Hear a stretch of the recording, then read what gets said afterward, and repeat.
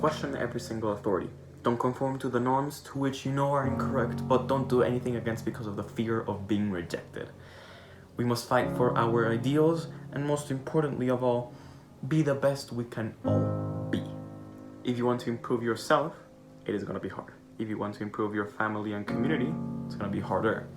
But if you also want to improve your nation, it's going to probably be the hardest thing ever. And you're going to say, but that's impossible. There's no way I can do it. No, there is a way, because it's really simple. Remember this. There isn't a greater sense of satisfaction than contributing to a project greater than yourself, which has been under construction for hundreds and hundreds of years.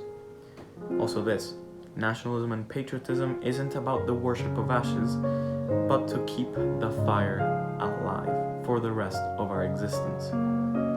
We must fight now, so our descendants don't have to. Hello, my name is Tomas Tobon. I study at the Columbus School in Colombia. The entire world is at a crossroads. It is more than obvious. From California to Japan and from Antarctica to Greenland, every one of us and every single country must choose one of two paths: nationalism or globalism. The red pill or the blue pill.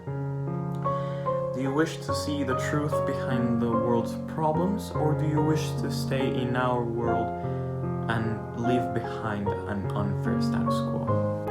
We currently live in a society in decay. GDP and standard of living have never been higher, sure, but that sense of unity that nationalism and patriotism bring has all but been lost to the grand majority of society. We are letting our Western societies decay with unhealthy practices while we send gigantic loads of resources to areas of the world to which we know they will be malused. Unfortunately, it is again the Middle East and Sub-Saharan Africa. We could be a world in which people regarded each other not as the same but as equals, because as we know, every ethnicity has its good and bad qualities.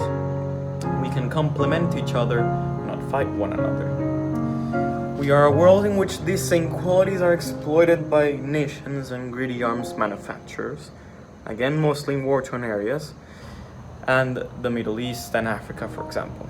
It doesn't have to be this way. We were all made by God's hand, and we must cherish His creation for what it is. Globalism has brought us ever closer to a more interconnected world, in which everyone has access to everything, basically, and people live good lives with good food and a roof over their heads, mostly. And nationalism has taught us to defend ourselves in the adversity against the greatest of odds, and to help fellow men achieve never thought impossible goals of exploration, science, and architecture. The environment could be a refuge in case modern life just becomes too much of a hassle.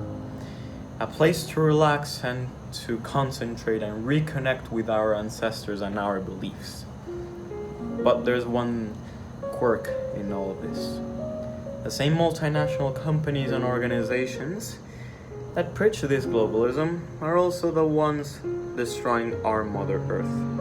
Pollution and exploitation of people for the benefit of a few corporate elite has brought the environment to its knees, ripping away its roots and desecrating the land that our forefathers once worked so hard to maintain. It has made men and women into wage slaves, working for mere minimum wage salaries. So you tell me, do you wish to live in our world, working away for a minimum wage, while not caring about your nation and your people and what your ancestors have worked so hard for? Or do you wish to see the light of patriotism and nationalism and take care of your country and being happy from where you are, and most importantly, the spiritual effects it has? Because it has a sense of national rejuvenation and pride that is not felt in any other way. And by truly following this path, we can alleviate the sickness that cannot be cured, the pain of the fatherland. A sickness that can only be alleviated, once again, if every single citizen comes together to make their nation great and not squabble over petty differences.